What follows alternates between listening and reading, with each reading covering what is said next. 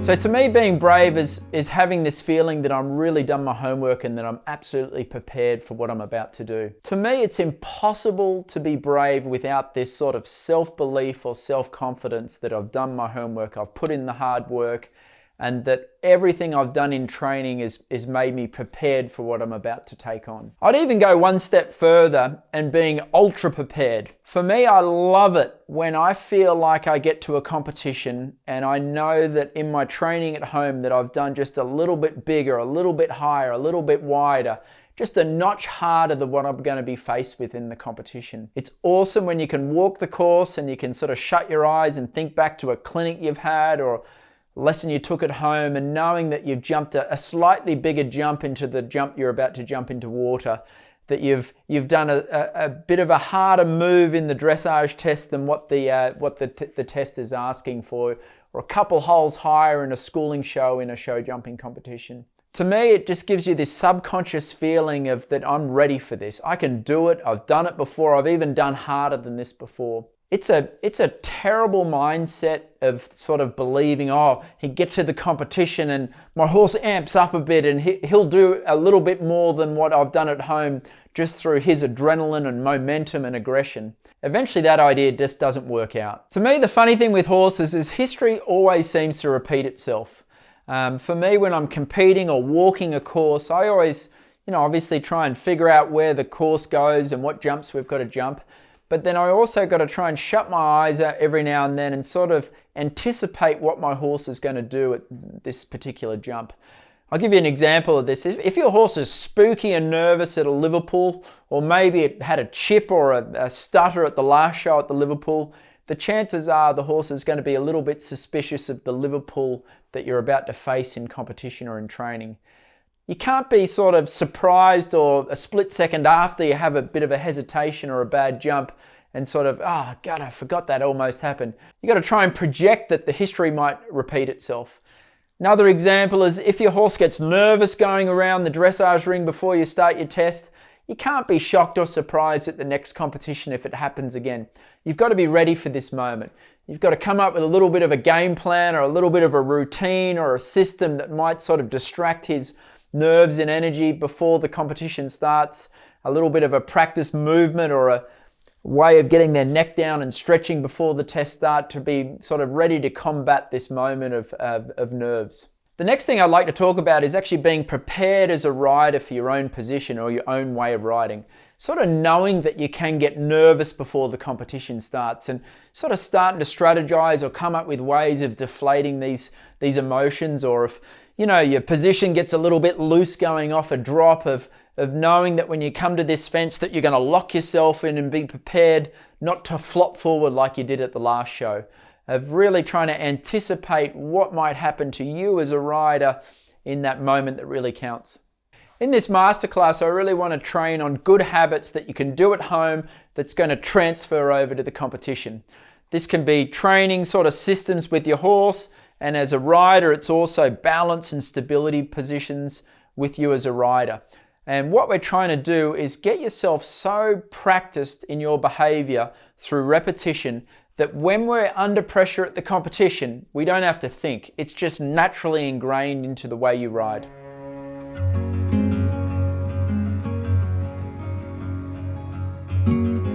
Just thinking back on my life as a young teenager, I was a wild boy. I could stay up drinking all night and 1 hour's sleep, go to the horse show and ride around and win the class and then celebrate again. And it's all a bit chaotic, to be honest. And that sort of lifestyle also ricocheted into my horses, where they'd get fed at all different times, and it was all a bit of a mess.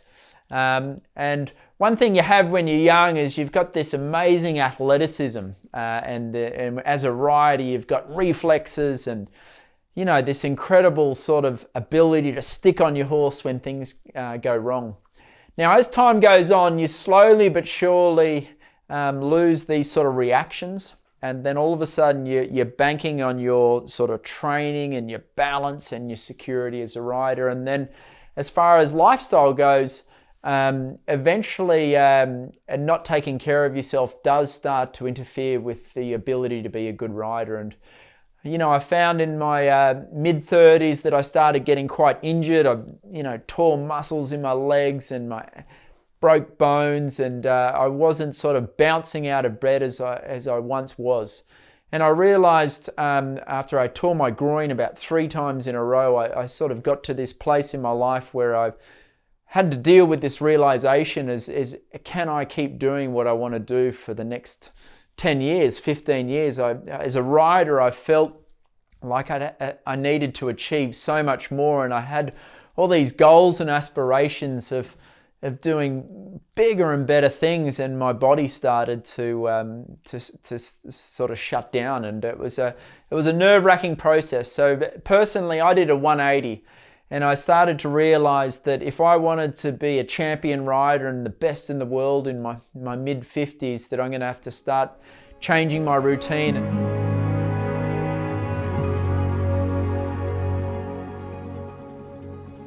My routine started out with diet of trying to live healthily, eat good foods. I realized also that the demon drink was really starting to interfere with the way I operated, especially in the mornings.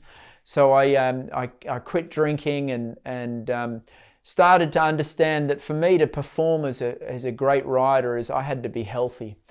Beyond that, with my body, as I started getting into just this daily routine of stretching and trying to warm my body up like another professional athlete, of realizing that when I get on the first horse in the morning, my body needs to be warm, it needs to be loose. I can't be sort of stiff and locked, because that's obviously going to ricochet through to my horse. And I think for me as a high-level rider too, is I had to sort of change a little bit of not sort of trying to ride 15 horses at a competition, and this realization that sometimes more doesn't equal better, and understanding that focus and concentration and detailed work is better than quantity. So it's sort of headed down the road of quality, not quantity. And I do think that I now, as a 43-year-old guy, am a better version of myself when I was 33. I feel like I'm fitter, I'm stronger, I'm happier, I'm healthier, and I do think I'm riding better than I've ever ridden before.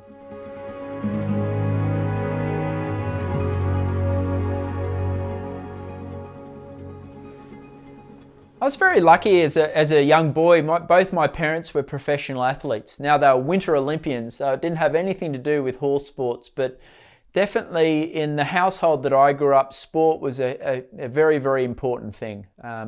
My mum was an Olympic speed skater, my dad was an Olympic cross-country skier, so competition was sort of bred into our household.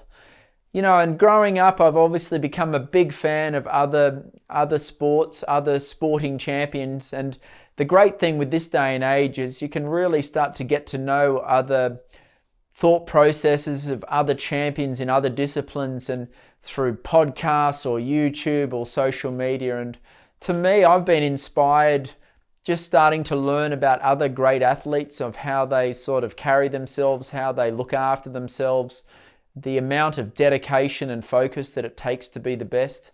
And it really, our sport of horses, I think, has evolved so much, especially in the last 10 years. When I was growing up, the champion riders in 3-day event riders were notorious for partying hard and living fast. Now they go to the gym early in the morning. They're very flexible. They're worrying about their core strength.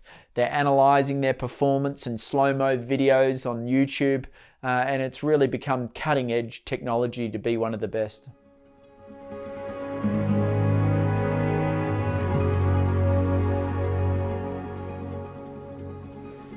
So not only do I have a day-to-day routine of my daily life of waking up and stretching and doing exercises to have my body ready, I've also come up with a bit of a competition routine. I think for me, there's a lot of competitions that are just for training, but then there's some competitions that really count. There's a lot of competitions that really matter. coming up with a routine of trying to figure out if there's a way you could do some stretching in your tack room before you ride. If there's some practice behavior of, walking the course with a couple of friends as the first course walk, and then the second course walk and third course walk, a bit more of a private, detailed, focused walk. Same with the warm-up of like having a real system in the way you warm your horse up before it competes, with the idea that the horse starts getting familiar with the pattern that you do day in and day out, and then it's sort of not a surprise or a shock of doing something new and different. And to me, everyone's different. All riders are a little bit different. They have some people like to be really quiet and locked away. Other people get quite chatty and asking other people for advice and course walks, and everyone's got their own thing. So I think as you guys, as individuals, you got to figure out what works for you. If you're better off being alone, or if you're visualizing your performance is a good thing, or pre-riding your horse, and like trying to come up with a little bit of a system that gets you your best result for you and your horse at the show.